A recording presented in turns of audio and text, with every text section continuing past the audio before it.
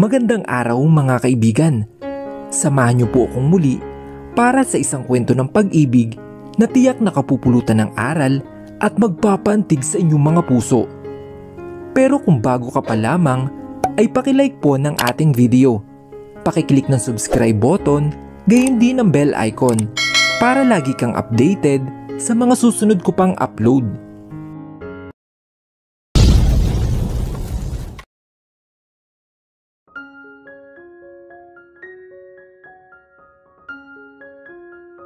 Makalipas ang ilang araw ay hindi na ako pumasok sa kumpanya ni Mateo.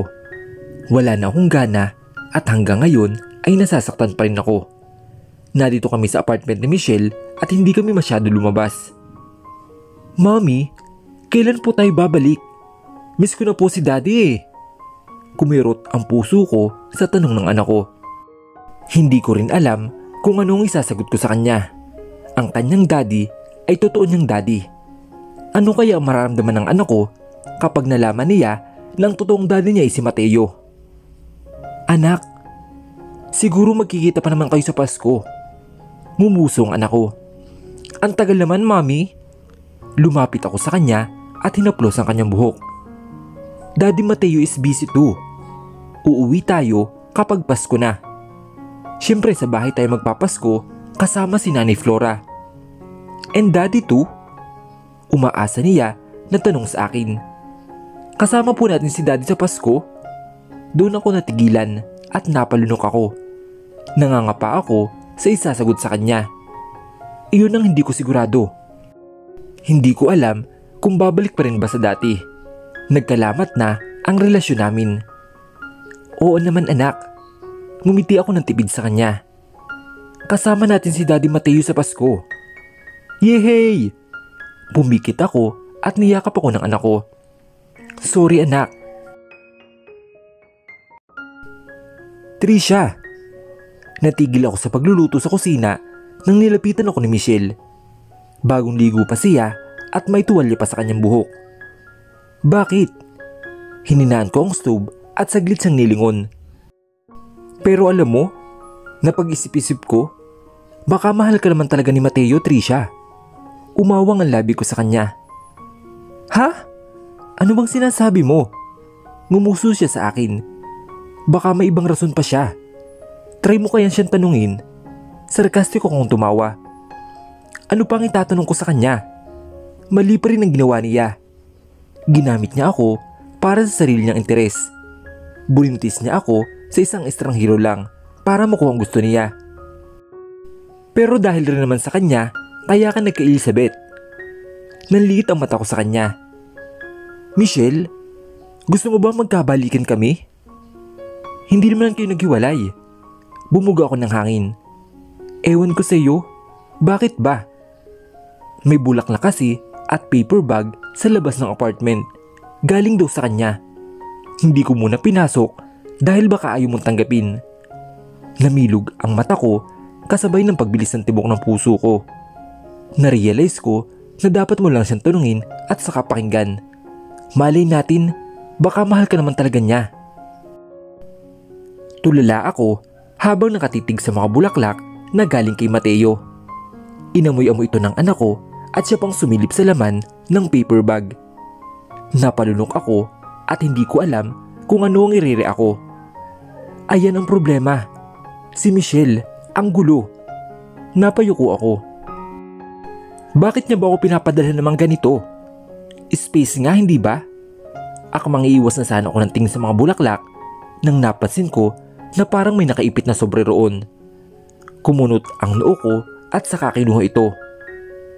"Oh, sulat ba yan?" Lumapit muli si Michelle sa akin at tiningnan ang hawak ko na sobre na kulay pula. "Ang taray ah, mukhang love letter siya." "Trisha." Hindi ko maibuka ang aking bibig. Para ako nanginginig at kinakabahan. "Love letter? Sulat ba ito?" "Buksan mo na." Pangasar ni Michelle. Pabirong tinutulak-tulak niya pa ako sa aking balikat. Napabuntong hininga ako. Bakit niya naman ako susulatan? Aba malay ko. Lumayo si Michelle sa akin at nilapitan ang anak ko. "Elizabeth baby, Iwan muna natin ang mami mo ah. Magluluto ako ng bacon for you. Tumango ang anak ko at saka ibinaba ang paper bag na hindi ko alam kung ano ang laman. Nang makaalis sila ay bumuntong hininga ako at saka binuksan ang sobre. Umayos ako ng upo at saka nang nakita na sulat nga ito ay bumilis ang tibok ng puso ko. Napalunok ako nang unti-unti ko itong binasa. I'm sorry for making you angry. I'm sorry for doubting you. I'm sorry for not being a good boyfriend to you, Trisha. But please let me give you flowers. I don't want you to forget about me when we're both away from each other. I love you, Trisha Madrigal. Please, let's see each other on Christmas. I have something to tell you. Kumalabog ang puso ko, lalo na sa kanyang huling pangungusap. May sasabihin siya? Ano kaya iyon? Napalunok ako. Sasabihin ba niya ang tunay niyang pagkatao? Sasabihin ba niya na siya si Diego Lopez? Na siya ang ama ng anak ko? Aaminin na ba niya ang lahat? Ano kaya ang mararamdaman ko? Ano kaya ang magiging reaksyon ko kung sakaling iyon nga? Naibagsak ko ang balikat ko dahil hindi ko alam kung ano ang posible kong gawin kapag iyon nga ang sasabihin niya sa akin. Trisha, birthday pala ng mami mo bukas. Natigil ako sa paghiwa ng mga sangkap nang biglang sumulpot si Michelle na may dalang tasa ng kape. Makahulugan niya akong tiningnan at naghila siya ng upuan sabay upo. Tumango lang ako at nagpatuloy sa paghiwa. Hindi ka ba dadalo? Malaking party ang gaganapin, Trisha. Kinagat ko ang ibabang labi ko. Bakit naman ako pupunta? Baka itataboy lang ako roon. Napasingap si Michelle. Hindi naman siguro, Trisha. Mami mo kaya iyon? Kahit naman siguro may pagkakamali ka, hindi mo alam, baka napapatawad ka na nila. Umiling ako. May bago na silang kinawiwilihan. Hindi na dapat ako makialam sa maganda nilang buhay, Michelle. Tinapos ko ng paghihiwa at saka tumayo na. Malungkot akong tiningnan ni Michelle, ngunit hindi na sila nagsalita. Taon-taon kong naalala ang karawan ni Mami. Hindi ko yun makakalimutan. Bakit ko naman yun makakalimutan? Anak niya ako at nung nasa poder pa nila ako ay walang taon na hindi nila ito pinagdiriwang. Back when I was a kid, they spoiled me a lot. Walang bagay na hiningi ko na hindi nila binibigay sa akin. I was at fault. Hindi naman kasalanan nila na naging ganito ako. Kasalanan ko ito. Kahit medyo kulang sila ng oras noon, ay may parte sila na naging mabuti sa akin. Ako lang naman itong hindi naging mabuting anak para sa kanila siguro. Ako lang naman itong disappointment, kaya bakit pa nila ko hanapin? May anak ba na disappointment na hinahanap? Hinahayaan iyon, hindi ba? Parang ako lang. Nagluto ko ng ulam na may bigat na dinadala sa dibdib. Birthday ni Mami at nainis ako sa sarili ko dahil may parte sa akin na gusto ko magtungo roon. 4 na taon na ang nakalilipas. Kapag magpapakita ako, ano kaya ang mangyayari? Bumuga ako ng hangin at napailing na lamang. Nang magtanghalian, ayoko lang mag-isa sa apartment. Hinayaan ko si Michelle na ipasya lang anak ko dahil may tiwala naman ako sa kanya. Bagot na ako at kanino ko pa iniisip ang tungkol sa karawan ni Mami. Siguro papadalan ko na lang siya ng regalo kahit hindi niya alam na galing sa akin. Kinuha ko ang phone ko at saka nag-search patungkol sa event. Sa San Isidro Hotel gaganapin ang kanyang karawan at maraming dadalo. Hindi makakadalo ang mga walang invitation card. Mukhang hindi nga ako pwede roon. Siguro, makikisuyo na lamang ako upang ibigay ang gift kay Mami. Ilang minuto ko yung inisip bago ako nakapag-decide na lumabas at magtungo sa mall upang bumili ng regalo para kay Mami. Lumabas ako ng apartment ni Michelle.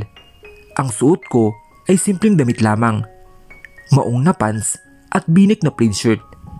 Suot ko rin ang black na sombrero. Bahala na. I just want to give my mom a gift at iyon na iyon. Wala na sa plano ko ang makipagkita. Good thing na ipinasyal ni Michelle si Elizabeth nang magkaroon ako ng oras sa sarili ko. Hindi ko na kailangan na dalhin siya sa party na iyon. I look at my wristwatch. It's already 2 in the afternoon at hindi ako nakapag-decide kung ano ang bibilin ko. Ano naman ang ibibigay ko sa kanya? Afford naman ni Mami ang lahat at hindi ko na kailangang bumili. Nasa gitna ako ng mall at undecided pa rin nang biglang tumunog ang phone ko. Bumuga ako ng hangin at sinilip ko ito kung sino ito. Agad kong sinagot at naghanap ako ng hindi crowded places. Michelle! Nasaan ka? Hyper na tanong ni Michelle sa kabilang linya. Hinahanap ka ng anak mo. Wala ka raw dito sa apartment. Kararating lang namin dito. Napailing na lang ako at saka bumuga ng hangin. Sabihin mo na lang na may binili ako. Bakit? Nasaan ka ba talaga? Tinanong ko ang paligid bago ako nagsalita. Nasa mall ako, Michelle. Anong ginagawa mo riyan? Bibilhan ko lang ng regalo si Mami. Natahimik siya sa sagot ko. Hindi ko alam kung ano ibibigay ko sa kanya. Hindi naman ako magpapakita, Michelle. Bakit? Baka ayun na ang sign para bumalik ka, Trisha. Umiling ako. Sa totoo lang, wala akong masyadong maalala mula sa mami ko. Bata pa lang ako ay busy na talaga sila sa politics. Hindi rin naman ako nagrereklamo noon kasi binibigay naman nila ang gusto ko. I was a spoiled brat back then. Lahat ng mga tao ay tinitingala ako dahil sa aking kagandahan at ang estado ko sa buhay. My parents are quite popular kaya nag-instant sikat na rin ako dahil sa kanila. Alas 7 na ng gabi na nakarating ako sa San Isidro Hotel. Maraming mga tao at talagang pinaghahandaan ang birthday ni Mami. I smiled bitterly. Siguro kung hindi ako nabuntis, baka kasama pa nila ako riyan na nakangiti habang may hawak na wine glass. Miss, hindi pa man ako nakakaapak ay hinarang na ako ng isang guard. Napalunok ako at nakita ko ang pagdududa sa kanyang mata, lalo na nakasombrero lang ako. Tumikim ako. Can you give this bouquet of flower to my mother? Kumunot ang noo ng bodyguard at sinubukang sumilip sa akin. Yumuko ako. Tanggalin mo muna ang sombrero mo, iha. Kondisyon niya. Napalunok ako at humigpit ang hawak ko sa dala ko. Hindi ko kaya ito. Sabi ko na nga at hindi basta-basta nasusuyo ang mga bodyguards. At sino bang mami mo? Sa pagkakaalam ko, ang anak ni Ma'am Lopez ay nasa ibang bansa. Sino ka ba? Sino ang mami mo? Mahina ako napasinghap. Hindi ko alam kung ano ang isasagot ko sa kanya. Ang galing ng mga magulang ko. Natakpan nila ang kahiyang ginawa ko. Umatras ako at hindi na lamang nagsalita. Bumuga ako ng hangin at saka umalis na lamang sa entrance. Para ako nawala ng pag-asa. Naibaba ko ang dala kong bulaklak at bigong-bigo. Hindi na dapat ako nagpunta rito. Alam ko naman na wala akong lugar sa puso niya. Alam ko na hindi nila ako masyadong iniisip dahil malaki na ako at may ampo na sila. Hinayaan ko na lamang tumulo ang mga luha ko upang mabawasan naman ang bigat sa aking dibdib. Tinalikuran ako ng lahat dahil sa pagkakamali ko noon at hindi ko naman ginusto. Hindi ko pinagsisisihan ang pagkakaroon ko ng Elizabeth dahil siya nagbigay ng liwanag sa aking buhay noong ako ay nasa madilim. Being pregnant at an early age was not my plan at all. Kung sa edad na 26 o 27 man, Elizabeth pa rin ang ipapangalan ko sa anak ko. It's just that I got pregnant by a mere stranger. Ginusto ko naman iyon. Alam ko na may nangyari sa amin. Hindi ko lang akalain na nabuntis niya ako. Kahit masikip ang dibdib ko, ay nakaya ko pa rin ngumiti sa anak ko nang nakauwi ako sa apartment ni Michelle. Mami! Niyakap ko ang anak ko nang sinalubong ako. Binaon ko ang aking mukha sa kanyang balikat at halos ayaw ko na siyang bitawan pa. May nangyari ba, Trisha? Tanong ni Michelle. Siguro nakita niya ang kabiguan sa mukha ko. Umiling ako at nag-iwas ng tingin. Kumalas na ako sa pagkayakap sa anak ko. at saka sinapuko ang kanyang mukha. "Nag-enjoy ka ba sa pamamasyal, anak?" Tumanguan ako. "Yes po, Mami. Sumakay po kami sa mga rides." Tumango ako. "Mabuti naman at nag-enjoy ka, anak." Ngumuso ang anak ko. "Mommy, sana kasama natin si Daddy. Miss ko na po siya eh." Nanlumo ako. "Anak, wala na po kayo ni Daddy, Mommy?" Namilog ang mata ko sa kanyang tanong. "Bakit hindi na po kayo nag-uusap? Miss ko na po si Daddy, Mommy." Napalunok ako. "Anak, Mommy, nag-promise ka po sa akin, di ba?" Malungkot niyang sambit. "Mommy, gusto ko pong makasama si Daddy." "Trisha," tawag ni Michelle sa akin. Pinakawalan ko ang anak ko at umayos ng tayo. "Bakit, Michelle?" "Nandito siya." Kumunot ang noo ko. "Sino?" "Si Mateo." "Ha?" Nalilito kong tiningnan si Michelle. Hindi ko siya maintindihan. Bakit naman nandito si Mateo? Hindi siya nakita ni Elizabeth pero nandito siya. Aniya sa akin. "Ano?" "Check the second room. Nandun siya. He wants to talk to you, Trisha." Kumalubog ang puso ko at iniwan ako ni Michelle na tulala. Sabi ni Mateo, space. Ano to? Kumuyom ang kamo ko. Dinala ni Michelle si Elizabeth sa kanyang kwarto, kaya ako na lamang mag-isa sa sala. Maybe I should ask him. Siguro ito ng oras. Ayoko nang paabutin pa ng Pasko dahil ayoko maging malungkot ang Pasko ko. Kahit kinakabahan, ay nagawa ko pa rin humakbang ng paunti-unti patungo sa kwarto na tinutukoy ni Michelle.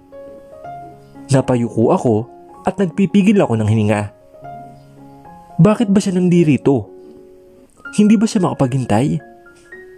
Mabuti, kasi ako rin. Hindi na rin ako makapaghintay kung ipagpapatuloy pa ang ganito. Wala akong pakialam kahit siya pa ang ama ng anak ko. Wala siyang karapatang paikutin ako para sa sarili niyang interes. Ang gulo niya.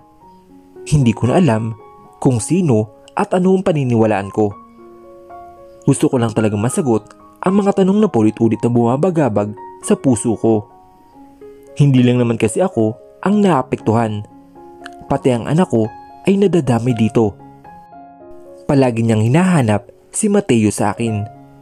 Nangako ako pero kaya ko yung basagin, lalo na kapag ako mas naapektuhan. Nang nasa tapat na ako ng pinto ay huminga ako ng malalim bago ko pinihit ang doorknob. Nang pagbukas ko ay madilim na kwarto ang bumungod sa akin. Kumunot ang noo ko at mahina na sinarado ang pinto. Akmang magsasalita na sana ako nang isang bisig ang naramdaman ko na yumakap sa akin.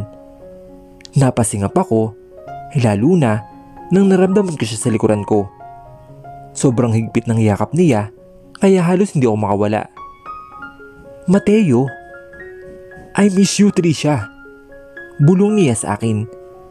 Naghahabol na ako sa aking hininga dahil sa sobrang lapit namin sa isa't isa. Mateo, sinubukan kong tanggalin ang kanyang mga kamay na nakapulupot sa akin, pero mas lalo niya lamang itong hinigpitan. I miss you so much, Trisha. Mag-uusap nga tayo, Mateo. Sabi ko sa kanya at nang nakalas ko ang kanyang yakap ay lumayo ako sa kanya. Buksan ko lang ang ilaw. No. What? Kumunot ang noo ko sa kanya. I miss you. At nang napasingap ako ay bigla niya akong nilapitan at saka hinapit ang aking bewang. Miss na kita, Trisha. Kayo ni Elizabeth. At sinil niya ako ng madamdaming halik. Namilog ang mata ko dahil sa kanyang ginawa. Mateo? Napahawak ako sa kanyang balikat na bumaba ang kanyang halik sa aking liig. Gusto ko siyang itulak. Gusto kong alisin ang pagkakayakap niya, kaya lang ay masyado siyang malakas. Mateo, pagbabanta ko sa kanya. Tama na. Gusto kong makipag-usap. Hindi siya nakinig sa akin at naramdaman ko na lang ang paggapang ng kanyang kamay sa aking likuran. "Mateo!" Singhal ko at maras ko siyang itinulak papalayo sa akin. Nagulat siya sa aking ginawa pero hindi ko yung pinagsisihan. "Ganun na lang? Ganun na lang yun?" Naglakad ako patungo sa switch at binuksan ko ang ilaw. Napasingap ako nang nakita ko na gulong-gulo ang buhok ni Mateo at nakapormal na siya na damit. "I miss you." "Ano ba ang sinasabi mo, Trisha?" Kinuyom ko ang aking kamao. "Kala ko ba kailangan natin ng space? Bakit ka narito?" Nag-iwas siya ng tingin. "I just want to see you. I miss you. Kayo." Kumirot ang puso ko. Ang hirap niyang paniwalaan. Ang hirap-hirap na. "Can you at least hug me?" Halos pagmamakaawa niya. "Let's fix our problem. I'm sorry for doubting you." "It doesn't matter anymore, Mateo." Matigas ko nasabi. "I am breaking up with you." Namilog ang kanyang mata. "No, Trisha." "Yes, Mateo. I am breaking up with you." "Trisha?" Umiling siya. "Dahil lang ba sa sinabi ko?" "I already said sorry. I'm sorry." Sinabunutan ko ang buhok. "Hindi yun ang issue dito, Mateo. Hindi iyan. Wala na akong pakialam sa pangdududa mo. Narealize ko na hindi dapat tayo nagkaroon ng relasyon, lalo na at wala ka naman yatang nararamdaman para sa akin." "Ha?" Maras niyang sambit. Namimilog ang mata niya at hindi siya makapaniwala sa narinig. "Ano, Trisha? Hindi kita mahal? Ano bang ebidensya mo? Mahal kita." "Hindi mo ako mahal, Mateo." Matigas kong sabi sa kanya. "How can you say that? Hindi mo alam kung ano ang ginawa ko upang mahalin mo lang ako." "Bakit? Ano ba ang ginawa mo, Mateo?" Tanong ko sa kanya. Umigting ang kanyang panga at nag-iwas ng tingin. "I am not breaking up with you." Natawa ako. "Ano ba ang ginawa mo? Sagutin mo nga ako." "We are not breaking up, Trisha. And that's final." Tumalikod siya sa akin at nagtungo siya sa kama. Sumikip ang puso ko.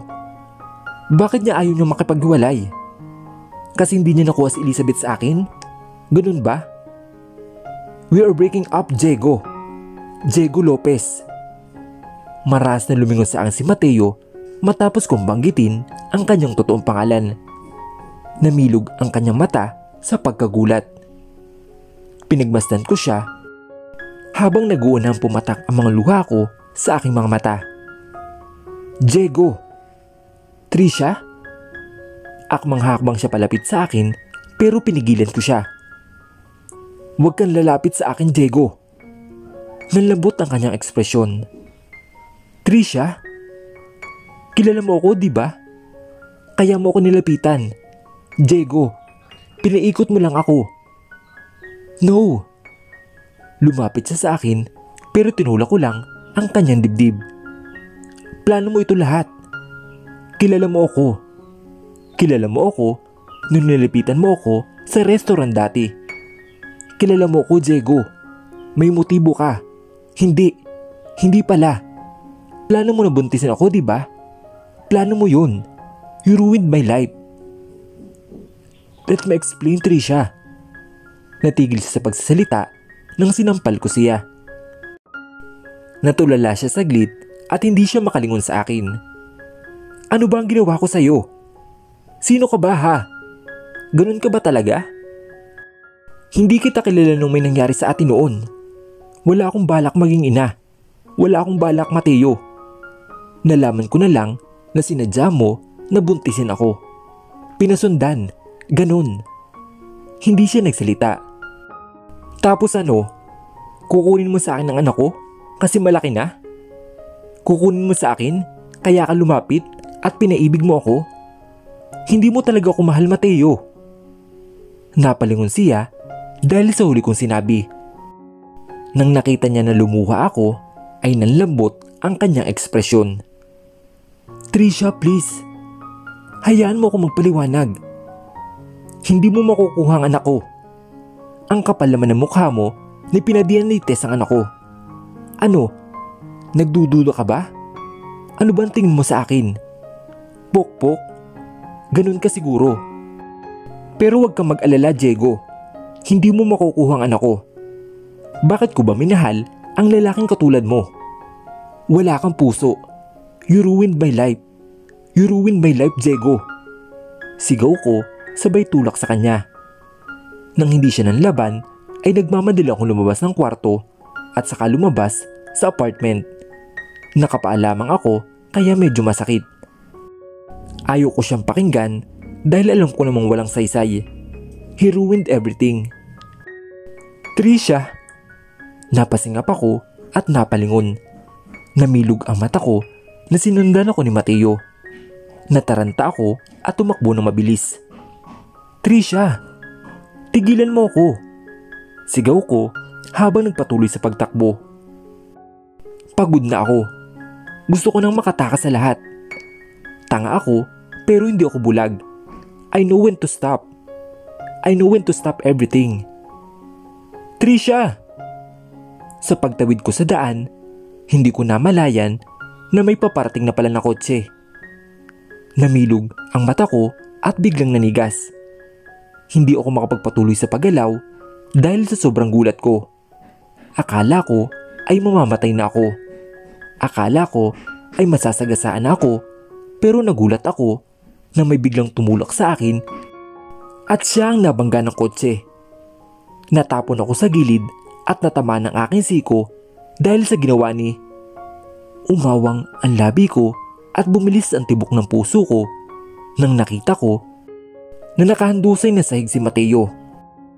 Mateo! Namilog ang mata ko at kaagad tumayo. Miss, okay ka lang ba? Pinigilan ako ng isang lalaki nang napansin niya na nagdurugo ang hita ko. Pero hindi yun importante sa akin. Ang importante ngayon ay ang kalagayan ni Mateo. Nagpumiglas ako sa lalaki at agad-agad tumakbo kay Mateo.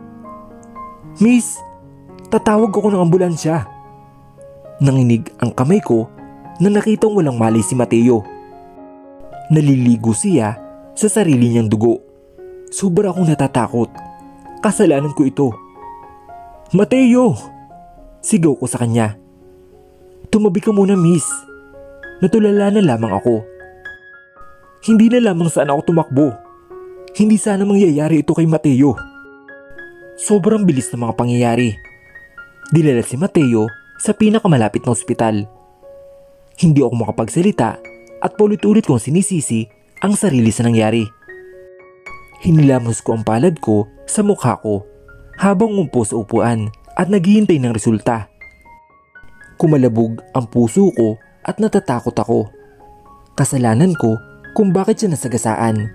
Ako sana yung nasa kalagayan niya. Ako sana.